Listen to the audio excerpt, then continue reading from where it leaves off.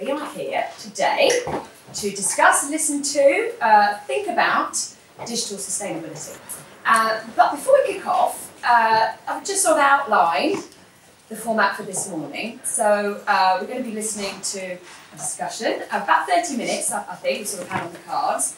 But we won't kick you out afterwards. It would be really nice if we can hang around, have another coffee, do some networking, have a chat. So yes, we'll be around about afterwards for anyone that can stick around. Emergency coffees, you know where they are, they're out the side there. If you hear a fire alarm, run, it's not a practice. But no, actually, we could just formulate down the stairs, down the side there, and toilets at the top of the stairs by the lifts. So, digital sustainability, that is a topic and a half, isn't it? And I think, you know, it's not enough, it's never been enough to do some accreditation, whack a logo on and tick it off the box and say that you're done. You know, this is it's a way of life, it's a way of doing business, whether you are going alone or you're a brand or an agency, it's something that we really need to think about through all the stages of what we do. So I'm really interested to hear what everyone's got to say. I'm really excited about the topic. And I really hope you come away with some good takeaways and some good learns that we can all put into our daily practice. So I think that's about it from me, really. So let me introduce our host, colleague of mine, CEO and founder of communications company Ginger May, Victoria Rush. Victoria. Thank you very much, Faye. Yes, I'm just reflecting back what you're saying. This is such a critical topic. So I'm so pleased this is on the agenda and we have got this great lineup today to talk about the area of digital sustainability. It's a phrase that I met you guys, but 3 or 4 years ago, just was something I'd never heard of. I'd never consider it. I wouldn't know what it meant. And of course now it's getting more and more common, more and more important. And it's great to see. I mean, it's actually fantastic to see so many people turning up to hear about this because it is our future. It is so important. For companies and brands, it's becoming more and more critical. Consumers are clearly worried about this. It's starting to come through with shopping habits and the way they are behaving. There was a recent YouGov study from a couple, I think maybe July. 7 in 10 consumers are really worried about the environment, and that's actually a trend that's starting to climb. So clearly consumers are seeing the problems. They're starting to understand it. There's a lot of education that needs to be done around this. There's a lot of confusion around the narrative around it. So it is about time we sit down and start talking about what we need to do as businesses. It's becoming more important in the boardroom, and that is why we've got our fabulous panel today to talk about what choices we have, what kind of decisions you can make. If you could just take one thing away from today, then we have been successful. So without further ado, I would love it if you could just introduce yourselves. Hi, I'm Rebecca Lovelady, so joining from Danone, a food and drink company with brands like Actimel, Elian, Actimel, Outpro, and I'm in the sustainability team here in the UK and Ireland. Hi everyone, I'm Anne Coughlin. I am the co-founder and head of product at a company called Scope 3. Our mission is to decarbonise media and advertising, so that's probably why I'm here. I'm Ros Holly, I'm Director of Communications at B-Lab UK. We're best known for being the people behind B Corp certification, which is a certification that looks at your whole footprint from a kind of social and environmental perspective. Well, I'm Hannah, I'm our Group Media Director here at TUG, so my remit is media planning and buying, and obviously a big part of this for us is how we can sort of make really realistic changes for our clients based on whatever industry they're in, whether that's B2B or B2C. Fabulous.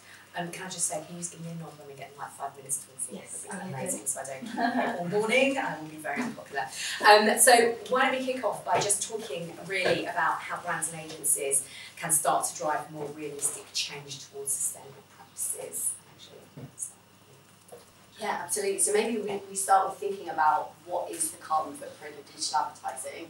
And I think that certainly for me 2 years ago, I didn't even think about the fact that when I'm browsing on my phone and I'm seeing ads that there is a carbon footprint associated to that. I think maybe the word footprint makes us think of something physical, and I certainly think as me as a consumer, I'm trying to get the bus more and fly less, and I don't really think about my digital life as being something that is actually causing a lot of carbon emissions. But the internet is estimated to be about 2% of the entire global carbon footprint, and that's because of things like the cloud, and that's really just other people's computers and servers and data centres. You know, in the UK we have a problem where in the West London where I live, the local authorities can't build any new homes because of all the data centres taking, like, maximising all of the energy from the grid. This is like a huge problem that's not just about digital advertising, but there are lots and lots of consequences.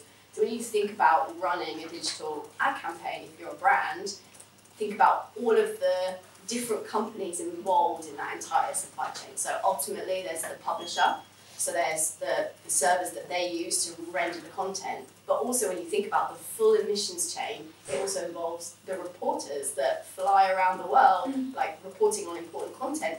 Those emissions are part of that company's emissions, and so that kind of needs to be taken into consideration, that tiny, tiny amount of that carbon that can be attributed to one ad. Then you have all of this complicated supply chain, and in the world where I'm from, which is programmatic, kind of blows my mind how many companies there are in that supply chain and all of their emissions.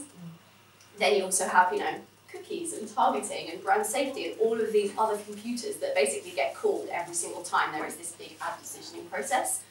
And then you've got the creative, so the creative rendering, and ultimately also all of the emissions that go into design and creativity. So the office is being heated by the creative agency, for example. That is a huge hidden kind of footprint for digital advertising. And I think it's kind of mind-blowing even for a brand to know where to start, to be like, okay, well, how do I even know which companies I need to talk to work out what my carbon footprint is, and how can I do that in a scalable way, especially when we're talking about, you know, buying on the internet, where you're not talking about buying from 5 websites. You know, a plan has hundreds and hundreds of different websites. So just to kind of set the scene, that's what we think about at Scope 3. It's a very kind of complicated ecosystem that we're all working in. So to layer in the complexity of trying to measure carbon footprint over the top is where is like the first kind of starting. I can go. I think there is a little bit of a myth as well that some of the, because obviously that sounds so complicated. It is super complicated. If you were trying to decarbonise the entire part of our system, it's like you basically, you have to think about like what smaller things you can do as part of that rather than just trying to fix the entire problem.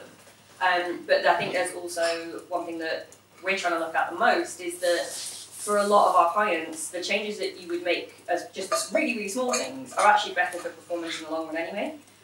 So there's certain things like using lower file weight banners on programmatic, like that is just one of the steps that you can take that helps, that is part of that massive to-do list that you get. But actually what we found is that every single time we run a banner campaign, if we A/B test something that's 5 frames and a sort of like 12-second loop versus just a single frame ad, the single frame ad actually performs better and the carbon footprint is so much lower for it. So I think there's certain things like that we're trying to look at dispelling, is that sustainable, making your media planning much more sustainable doesn't necessarily have to be an additional cost, that actually you can make your actual media more efficient just by doing these things as well. So I think that, yeah, that it kind of makes it sound like this huge problem, and if we look at it like that, then it's going to be impossible to solve, especially for smaller companies and smaller agencies and smaller brands. But if you're looking at these sort of smaller steps that you can take, it just breaks it down a little bit more. Are you seeing good uptake from that? So when you actually do communicate that, yeah, what are clients actually feeding back to you? To be completely honest, it's one of the reasons we can give, but the main reason is always going to come down to that it delivers more ROI. Especially in like a cost of living crisis, where especially if you've got price sensitive brands, or if you're sort of higher in the sort of quite a higher price product in a fairly competitive market, it's always going to be really difficult, especially right now in this economy, for a brand to look at anything other than their bottom line if they're sort of considering that maybe they have to pull certain products or maybe even go out of business, that like actually we need to be tying everything back to the actual business sustainability as well as the climate sustainability, because realistically we know if you make a company more green, it's more profitable in the long run. So it's kind of using it as a reason, but sort of tying that reason back to what really matters to clients. I think it's really true that if you can't measure it, you can't manage it. So actually a kind of first starting point is finding the ways in which you can measure your impact at the moment. At B Corp we have the impact assessment, which is a kind of look at the whole, not just your environmental impact, but also your impact on customers, the community, your workers. But I think there are quite a few kind of starting point calculators and places where you can just start to think, well, what's happening for me right now, and what are those kind of small levers that we might be able to pull. And I think there's often this kind of question of, is growth and sustainability, is it possible to have both? And actually we do probably have to get away from the idea of unfettered growth as a means to an end anyway, if we're going to kind of live on this planet for the next generations. But in terms of resilience, there's a lot of evidence that actually companies that are embedding purpose are more optimistic about growth, that have kind of higher turnover and employee headcount growth. So from the B Corp movement, we have quite a lot of proof of concept that it's not a kind of a question of one or the other. And with B Corp, are you finding that companies that have achieved accreditation are commercially, are businesses looking for companies that are B Corp? 100%. I think particularly in certain sectors, and like the digital advertising, I would say is one of them, service-based industries where there aren't a lot of accreditations that are specifically designed for that industry. It's a really good way of demonstrating to clients that you're authentically looking at the whole, and that you're really committed to the kind of continuous improvement needed. So it's rigorous. Yeah, absolutely. So don't let people get off easy. And we just certified, so end of last year we have lots of different legal entities, but we're fully certified B Corp now in the UK and Ireland, and definitely we do look for peers within that network when we're looking for new business, because it just upholds the same standards. But definitely when it comes to the business impact assessment, if you're working to the same kind of metrics and you've got the same concepts in mind, it's definitely really useful to work within that community. And I think maybe client side, we definitely appreciate kind of the tools and the insights that agencies can bring. So our media agency has done that very same piece about kind of showing us where the impact is and really changing our mindset. So like some of our TV copy was really heavy, even though it wasn't where the majority of our spend was, and it's really made us kind of reassess what we use and how we go about it. But I guess we haven't really talked about like the power of it as well, the content that you can share, and I think that's where digital sustainability has a really great impact. The means and the channels that you have to share that message, and maybe on that kind of how you can make an impact, exactly as Ros was saying, kind of thinking holistically, so not just about environmental sustainability but kind of the social impact, trying to avoid any unintended consequences. So we've had perhaps like a few agencies come to us immediately suggesting we offset a campaign that we're doing, and we want to think about it really holistically, like, is it authentic for us to offset this very small part of our footprint when kind of the biggest parts are in like our product production or agricultural footprint? So making sure that we're not greenwashing, really, making sure that we're not doing something that's inauthentic. So yeah, thinking that holistic interconnectivity of where sustainability sits. And we're going to talk about greenwashing actually in a second. It would be really interesting just to find out if you've got any examples of businesses that you think are doing really well in this area, and why do you think they're doing well? Yeah, I can go. So I actually saw an ad the other day, I think I saw it in the drum, Levi's did a really great ad. But they're actually, again, it kind of goes back to what I was saying around like making it part of your business rather than like a specific message. So I don't know if everyone's seen it, but basically they're advertising their jeans as like buy fewer jeans, so buy better, and then the tagline is they get better the more you wear them, which is obviously just, it's something they've been saying for years, but now they're sort of tying it back to this sort of buy less, buy better methodology. And I think like it's ads like that are really going to pull in customers. They're not just this sort of message that can be accused of greenwashing. It's just, yeah, it's a great ad, and I think they're doing brands like that are doing a really good job as heritage brands. I'm going to point to an agency called Whole Brain Digital, which I quite often find myself referring to because they have some great tools.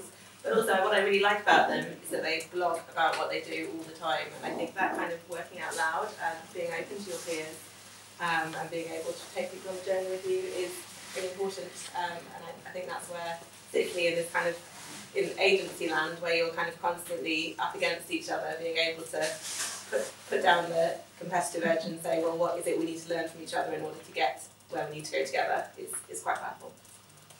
Yeah, I'm gonna pick one that maybe will lead into the greenwashing example, because I think Innocent Smoothie is an interesting example where I think they're doing really great things about being carbon neutral within their supply chain, but then there is backlash on other parts, so plastic and things like that. And I think that's really interesting for us all to kind of think about, and it really ties back to your point about being authentic, which is there is really great things that you can do as a business in small ways, in large ways. Maybe there's a difference between what you talk about publicly and what you don't talk about. But I think it's also about trying to not be afraid of showing that we're like on this journey and doing the work. I think if no one talked about trying to, and I agree with you on just like offset again, don't do anything to like try and actually reduce the impact of your digital campaign. If we all waited until we were perfect before we started, buying high quality carbon removal projects, and the offsetting space is complicated and there's some real rubbish out there. Then I think we'd be, in a much worse position. So I think it should not be the priority. Reduction should be the priority. But I think thinking about, we try and talk about maybe like green working, or like showing that you're on the journey, trying to show your learning, showing where you're making mistakes, so that everyone in the industry can kind of understand and pull each other along. So yeah, I would say this is going to be good and interesting. Yeah, actually, and because I was going to talk about kind of transparency and how important that is to get across where perfection shouldn't be the enemy of progress. Like, how can we be showing what we're doing, but also where we have the gaps? I think Innocent do a nice job of that. We're working on it, we're not quite there yet. And one campaign I really like at the moment, I don't know if you've seen the new Waitrose campaign, all about kind of where the foods that they sell has come from. So a lot about like sourcing, transparency. And it's a lot about asking the questions. So they don't give that many answers in their campaign, but they're saying, like, our value range has values. We've been asking these questions to find out more. And I think that's a really nice ethos in the world of sustainability, like ask the questions and get the data, find out the background, and show that you're on this journey, rather than needing to wait for perfection. Perfect. Right, we do need to talk about greenwashing, just because it is so disappointing, and it's everywhere and it's difficult to spot often. So I think it would be good to find out from you guys how brand owners can avoid greenwashing, and examples where you think companies are doing it and obviously where they're avoiding it. So I think, for me, we've talked about a couple of those kind of values around transparency being really important. The other one is accountability, and actually there are going to be times when brands purposely or actually inadvertently greenwash. They've got a nice idea that maybe led by creative, and then you realise that actually the authenticity of that didn't go all the way down through your supply chain, and you're vulnerable. And being able to say, mea culpa, we need to change course, is where probably everyone's going to need to get comfortable with being uncomfortable over the next few years, and particularly when you're talking about kind of progress, not perfection. I think it really shouldn't be kind of organisations feeling like they're afraid to take a move because they're going to get smacked down for greenwashing, but instead starting with the point of, well, what is the impact we want to create?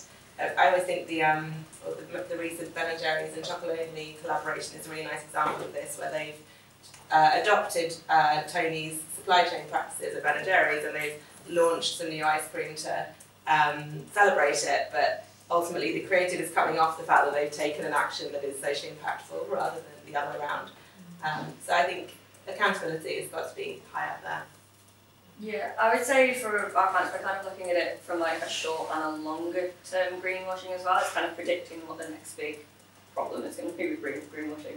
Because I think there's obviously the obvious, like airlines and talking about offsetting, and like oil companies that invest a much bigger percentage of their marketing and PR spend into greenwashing than they do actually do in R&D and in investment in green technology.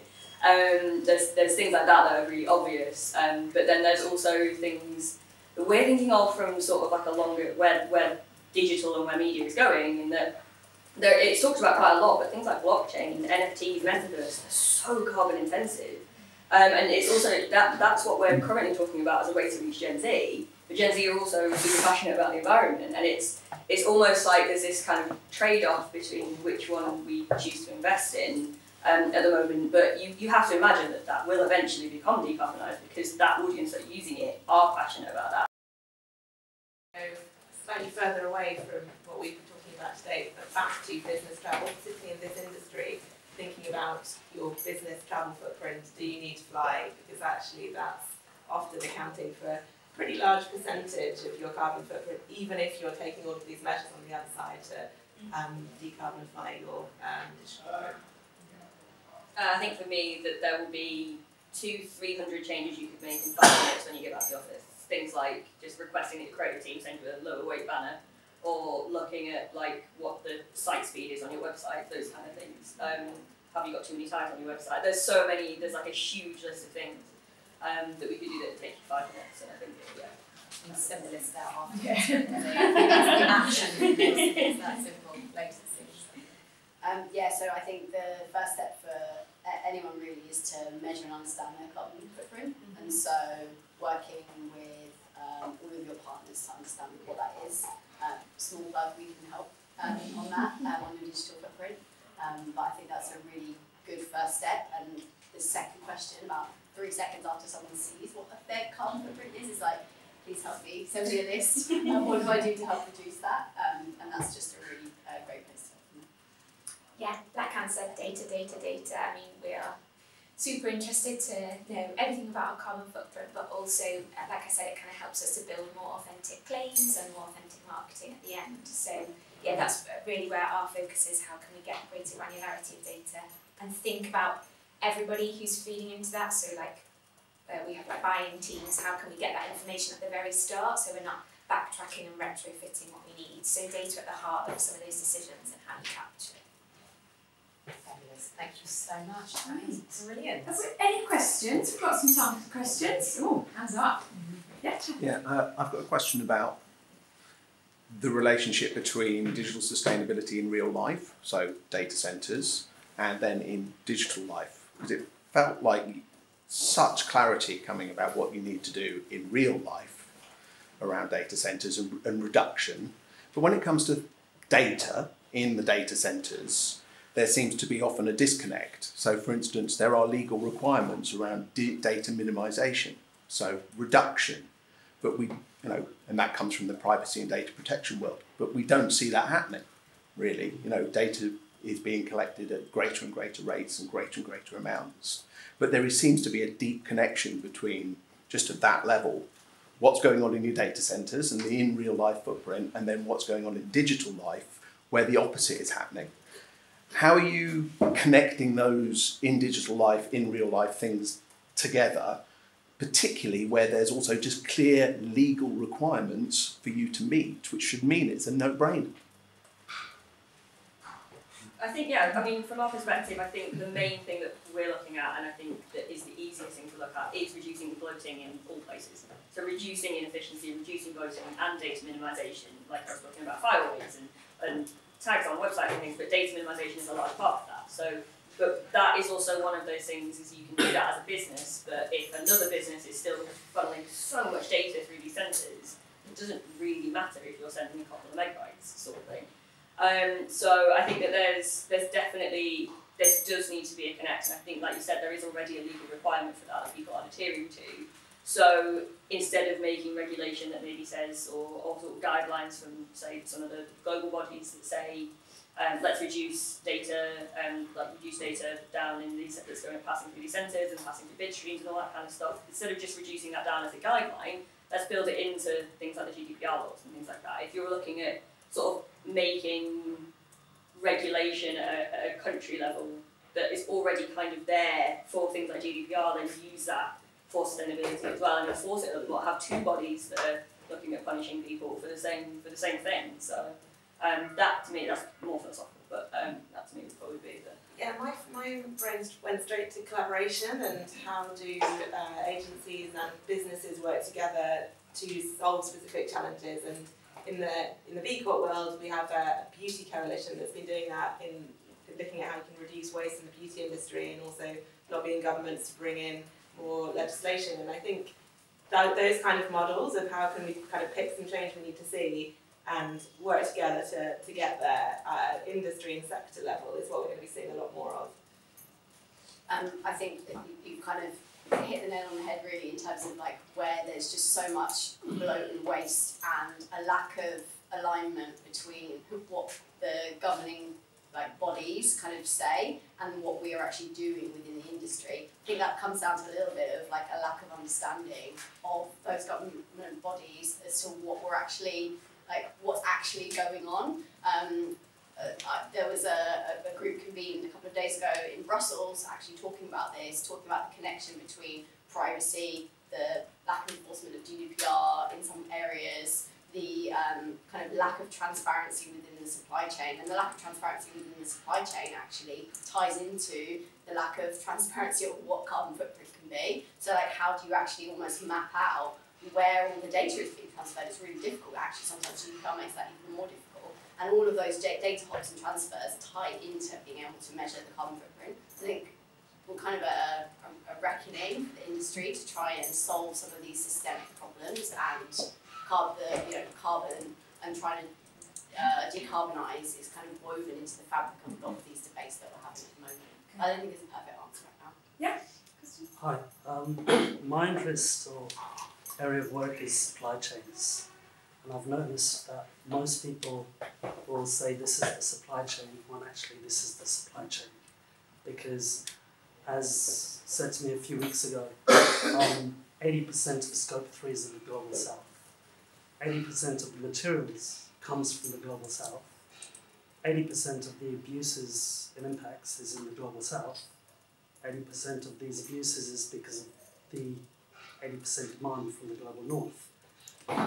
So my issue with this is that a conversation which is much spoken about amongst us ethnic majorities for a long time is, are we still being cherry-picked or not yet for any of these campaigns?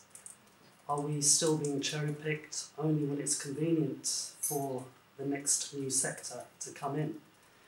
And someone was saying something earlier about carbon offsetting.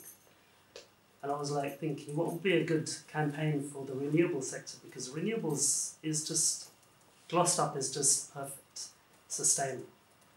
Far from the truth. And I was this is a really good campaign. I was instead of seeing a solar panel on the roof, I'd really like to see a picture of an African woman in a mine saying, hey, look, I mined the lithium for your solar panel. But it doesn't happen. So this is the transparency that we need. Black and brown people, Chinese people, we don't want to be cherry-picked. We want actually the truth to come to the people in this room of the demographic, which is white and black somewhere else, and actually saying, you've been told your green solutions are green, but actually how green are they?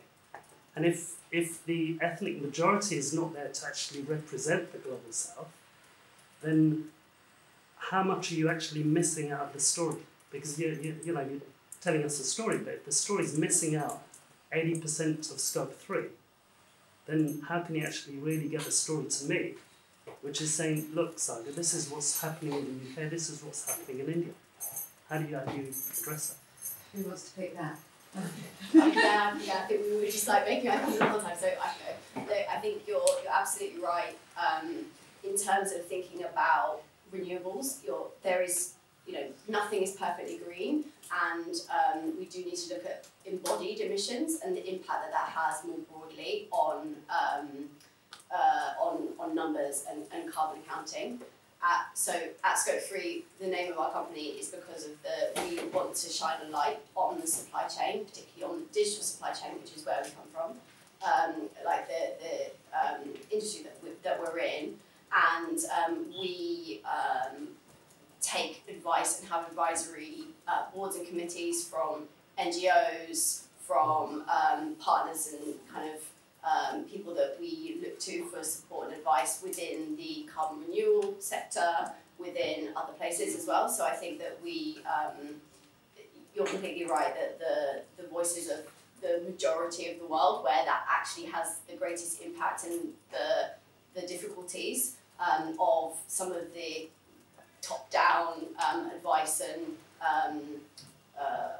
laws that negatively impact should be listened to and should be heard. Yeah, I mean, the reason I say that is because a lot of people say to me, Saga, the way you've described the supply chain is so harsh. And I was like, but isn't climate change an emergency? I says, oh, then they say, oh, but we can't solve all the problems all the time. I says, yeah, but you're not just doing injustice to the people in the global south, it's also undoing to us as well. If you don't include them in the conversation, you've probably missed out a massive chunk of stuff that would have been relevant to the people in the UK as well. So including those people, just 2 degrees of separation, you think, oh my God, if I'd included those people, it would have made it easier for me and them, and everyone's happy. But how do you actually get that real holistic inclusivity? If I could just jump in quickly, I think your point sort of really perfectly illustrates the interconnectedness of some of these issues. Like we've talked about data privacy and sustainability, we talked about even just business revenue and sort of more capitalist goals and sustainability, but also just things like sort of global communities and equity initiatives within companies and things like that, that they're all connected, and the solution to sustainability is often the same solution as how we look at all of these other sort of more progressive things within our companies. So yeah, I think you just sort of perfectly illustrated that we need to think about, again, more holistically on everything that we're looking at, rather than just looking at how we can offset and how we can make this more green. That's a good note to end on. Thank you for your questions. Thank you to every single one of you, to Victoria, to Becca, to Anne, to Rosalind and to Hannah. I could listen to you all day. Maybe we should have a panel too. Continue to talk about it. Great subjects. I hope you got some takeaways. I certainly have. Been a great audience, thank you very much. Anyone wants to hang around for a coffee? Let's get networking, have some chats. But thank you everybody, and thank you to our panelists.